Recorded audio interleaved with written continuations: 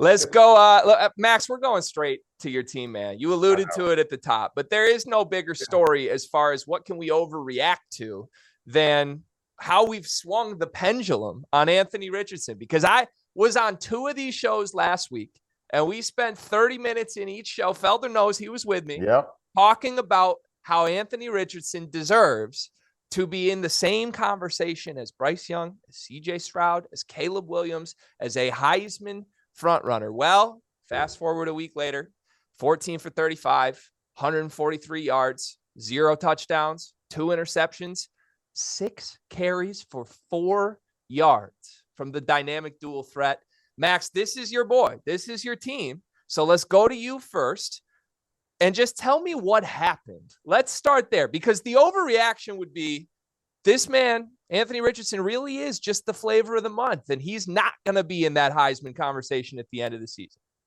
Well, I'm just glad that this month still has 2 more games in it. So, if he is the flavor of the month, I'll take another 2 games with Anthony Richardson before I make that decision. I think one of the biggest things, when you come off of such a big win, such a moment, you bring in the reigning Pac-12 champions, the Utah Utes, the bullies of the West, champs of the Powder Puff Pac-12.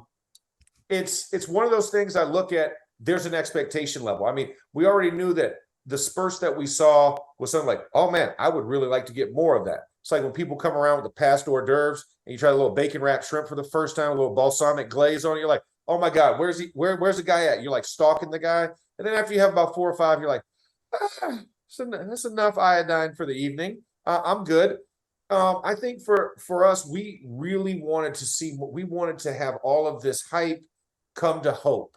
But the problem is he doesn't have experience. So these are requisite experience moments. I think another thing, he was very reserved. He was trying to go out of his way to be a pocket passer when some of the situations dictated just run it and get the positive yardage. But he's trying to find his receivers downfield. The kid has a cannon for an arm. I mean, he could throw a cold rope 50, 60 yards. Not a problem. But the problem is you're throwing it like it's 50 to 60 yards when they're only 10 yards away. Yes.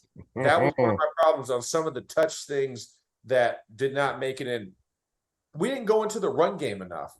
I felt like we had something there. Etienne showed us signs. Johnson showed us.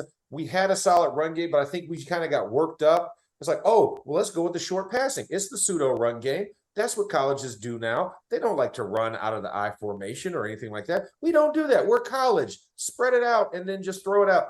And I felt like there were some traditional elements that they kind of missed because the offensive line was pushing back that defensive line.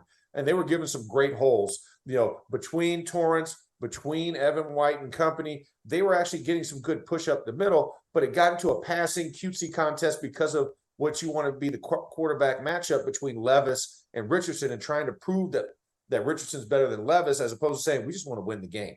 Let's get 2 top 25 victories in a row and let everything else speak for itself. 2 top 10 teams got beat. If we win this game, we're in the top 10 when nobody expected us to be here at all during the season. I don't even think we got a vote in the initial preseason top 25. So it was like we arrived too early for something, but then because we were there so early, we missed our seat and we got in the room late. So I'm just waiting for this team. The first month is usually what I'm looking for to be more concrete about before I make a decision about Anthony Richardson. You tell me. Yeah, no, go ahead, Felder. So I guess my pivot from that would just be, did Kentucky take away his ground game in this game, or was this more Florida shooting themselves in the foot and not capitalizing on what should have been there?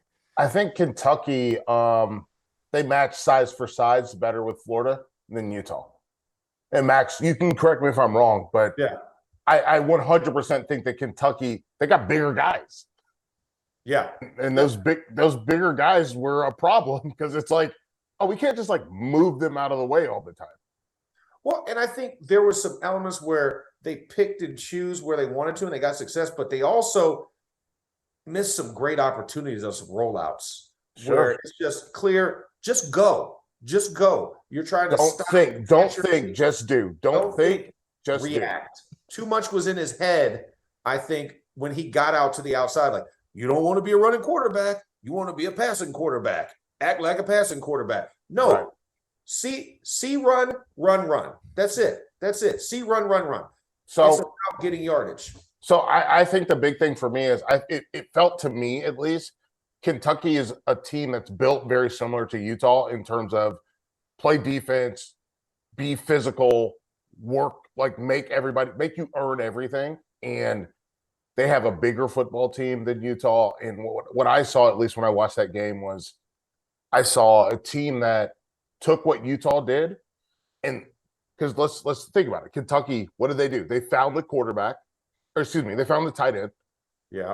They found the tight end consistently, which is a thing that Utah was also able to do. Tight ends. They found multiple tight ends. They found the tight ends. They found the tight ends. And then they also, even without their best running back, they were able to run the football in a way that was made Florida. I don't know if they were confused. I don't know what Florida was doing when Kentucky was running the football.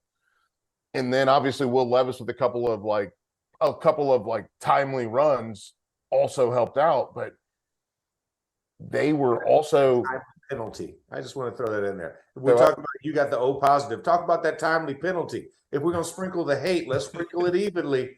That one in the red zone, really, the ball is in his hand. The guy is trying to tackle him by his ankles, and my God, roughing the passer. Are you? That's a bad.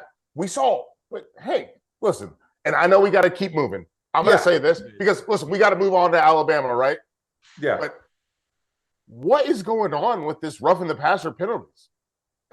It is plaguing the league the last couple of weeks.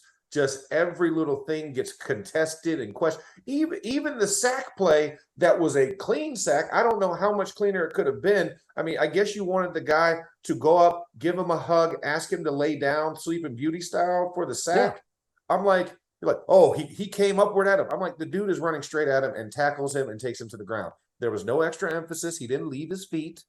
I'm like, so it has been a problem. I think that's the problem with the ambiguity of this rule. Is that it's now left up to interpretation. Every time it comes out, every referee and crew sees it differently, and that's what we're a victim to, as opposed to a black and white letter of the law. There we go. Greg, you want to get to Alabama? We want to talk about them? So as you alluded, we're going to move to Alabama in just a moment here, and certainly another question will call in that game. Let's end the Anthony Richardson segment with this, because if we're going to overreact, boys, I'm going to push you guys to make some statements. All right, we got to make a choice. All right, so let's go to Max first, and then I want the same question answered by you, Felder. Anthony Richardson is a top blank quarterback in college football. Because Felder, if we're talking flavors of the month, Felder, you've got at your program a QB who's looking pretty nice through a couple weeks. I'm from the state of Michigan. I think he's a top 15 guy. 15, okay. Top 15. I think that realistically, if I had to name them all, I think KJ Jefferson is better. I think that I think Drake May is doing a better job at being a quarterback, not being a guy that plays quarterback, but being a quarterback. Does that make sense, Max? Yeah, it does. Yeah. I get it. I think Drake. I think Rodgers. I mean, there's a lot of guys. There's a lot of guys out there that I think. Because here's the other part. I'll throw Frank Harris in the mix. Frank Harris from UTSA. I think he's amazing. Clayton Thune is amazing. Like, those guys are doing their job. They're playing quarterback. They're surgeons, not butchers. And right now, Anthony Richardson is a butcher. Yeah, I'll give top 25. Just because I'm sure we can go name some names. Looking at some of the leaders, but I'll say easily top 25 quarterback, and I think that gives him room to move up through the season. So it gives him leadway and not putting the expectation on top of him. For sure. Tune in next week to the Field of 12 After Dark, where we will continuously ask this question all season long, and we'll see if he swings back up into the top 4 in the country. What's going on, guys? Rob Doster here, the founder of the Field of 68 and the Field of 12 Media Networks. I wanted to take a quick minute to let you guys know about an exciting new project that we have been working on for the last 3 months. The Almanac, an all-encompassing preview of the 2022-23 college basketball season. We spoke with every single Division I head coach to give you a robust and accurate preview for all 363 Division I college basketball teams. We have predictions for conference finishes for all 32 leagues. We have features on the best freshmen, the best big men, the breakout stars, the coaches on the hot seat, so much more. It is 600,000 words of sheer happiness for the college basketball fan in your life. The Almanac is going to be available for digital purchase on September 26th for just $19.99, but you can pre-order it today using the promo code HOOPS and save 20%. Just hit the link in the description below.